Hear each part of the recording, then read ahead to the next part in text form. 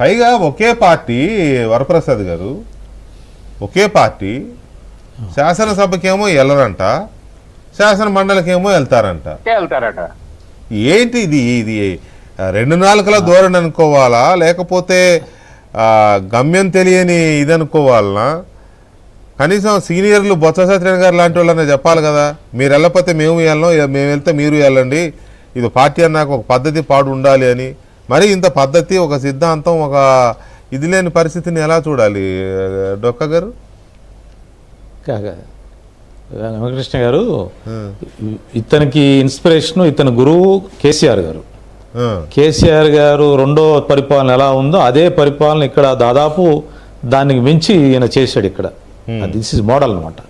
ఇప్పుడు ఆయన ఫామ్ హౌస్లో ఉన్నాడు, ఈయన తాడేపల్లిలోనో బెంగళూరులో ఉంటున్నాడు. అది వాళ్ళిద్దరి మధ్యది. వాళ్ళకి ఏంటంటే అహంకారం, మనుషులకి ఇద్దరికి కూడా అహంభావం, అహంకారం.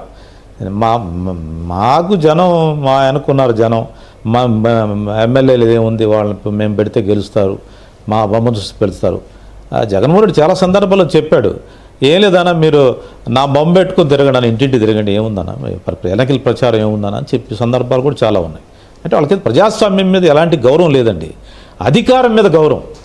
ప్రజాస్వామ్యం మీద, ప్రజాస్వామ్య ప్రక్రియ మీద, ఎన్నికల ప్రక్రియ మీద, సిస్టమ్ ఆఫ్ గవర్నెన్స్ మీద, జ్యుడిషియరీ మీద, రాజ్యాంగం మీద, వీటి మీద వాళ్ళకి నమ్మకాలు లేవు. వాళ్ళకి ఏంటంటే ఈ ప్రజాస్వామ్య ప్రక్రియ, ఎన్నికల ప్రక్రియ ద్వారా గెలిచి అధికారం పొంది, అధికారం ద్వారా అహంకారాన్ని, డబ్బుని, వాళ్ళ యొక్క దౌర్జన్యాలని, వాళ్ళ యొక్క మనస్తత్వాన్ని పొందటం, వాళ్ళ ఫ్యాసిస్ట్ స్వభావాన్ని వ్యక్తం చేయటం, అది వాళ్ళ యొక్క లక్ష్యం. అలవాటు చేసుకున్నారు, వాళ్ళకి కల్టివేట్ అయింది. ఫ్యాక్షనిస్ట్ అండ్ ఫ్యాసిస్ట్ అదే తీవ్రమైన అణచివేస్తారు. అందువల్ల ఇప్పుడేంటి వాళ్ళకి, ఇప్పుడేంటి, ఇప్పుడు అదే అహంకారంతో నేను రానంటున్నాడు. మీరు అన్నట్టు కేసీఆర్ గారు ఒకసారి చాలాసార్లు ప్రయోగాలు చేశాడు. కేసీఆర్ గారు ప్రయోగం చేసి ఏం చేశాడు, సెంటిమెంట్ రెచ్చగొట్టడం కోసం రాజీనామా చేయటం, ఎన్నికలకు పోవటం, రాజీనామా చేయటం. అది ఏమైందంటే అతని ప్రజల్లో ఆ కంటిన్యూటీ కోసం, ఆ తెలంగాణ సెంటిమెంట్ని కంటిన్యూ చేయడం కోసం దాన్ని వాడుకున్నాడు. తర్వాత ఏమైంది, అతనికి అది నిజమైన నన్ను చూసే జనం అంతా వచ్చారనే పోయి చివరికి అహంకారాన్ని పోయి ఇప్పుడు ఏమైందో చూస్తా ఉన్నాం. సేమ్ సిచ్యువేషన్ ఇక్కడ కూడా. నీకు నిజంగా, ఇందాక మీరు ఎవరో అన్నారు ఇందాక, నిజంగా నీకు ప్రజల్లో అంత బలం ఉంది, నేను లోపలికి రానంటే రాజీనామా చేసి 11 మంది ఎన్నికలకు వెళ్ళండి. అది చేయరు. మళ్ళీ ఆ దమ్ము లేదు వాళ్ళకి, తెలుసు ఏం జరుగుతుందో తెలుసు. ఏంటంటే కేవలం అహంకారం, అహంభావం, లెక్కలేనితనం, సిస్టమ్స్ మీద గౌరవం లేకపోవటం, రాజ్యాంగం మీద గౌరవం లేకపోవటం, నా ఇష్టం అనేది వాళ్ళది. దీనికి నేనేమంటున్నా అంటే, సుప్రీంకోర్టులో చాలా చర్చ జరుగుతుంది ఇప్పుడు. గవర్నరు ప్రెసిడెంట్ రిఫరెన్స్ మీద జరుగుతాం చర్చ.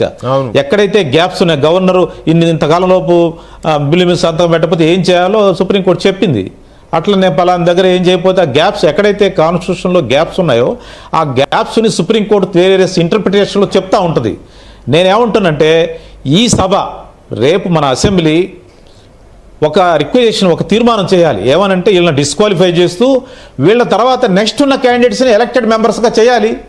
చేసింది సుప్రీంకోర్టు చాలా చోట్ల. ఎన్నికల అఫిడవిట్, ఎన్నికల మాల్ ప్రాక్టీస్ జరిగిందని రుజువు అయితే నెక్స్ట్ క్యాండిడేట్ని ఎలక్టెడ్ క్యాండిడేట్గా చెప్పారు. వాళ్ళ మీద ఓడిపోయిన వాళ్ళు నెక్స్ట్ క్యాండిడేట్ని అసెంబ్లీకి వచ్చారు. There are judgements.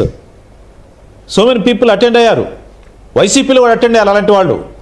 అందువల్ల రేపు తీర్మానం చేసి వాళ్ళని డిస్క్వాలిఫై చేసి నెక్స్ట్ వాళ్ళ తర్వాత ఎవరైతే మెజారిటీ ఉందో, నెక్స్ట్ మెజారిటీ ఎవరు ఉందో అతని సభకు పంపించాలి. ఆ కాన్స్టిట్యుయెన్సీ ప్రజలను బ్రతికించాలి, వాళ్ళ రాజ్యాంగ హక్కులు బ్రతికించాలి.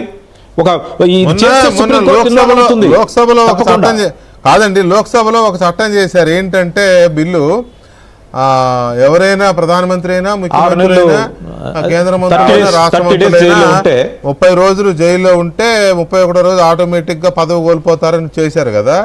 ఇది కూడా అలా చేయొచ్చు కదా శాసనసభలోనే. ఆటోమేటిక్ గా ఒక సెషన్ కి రాకపోతే చేసేంత 60 రోజులు ఎందుకు బొక్క?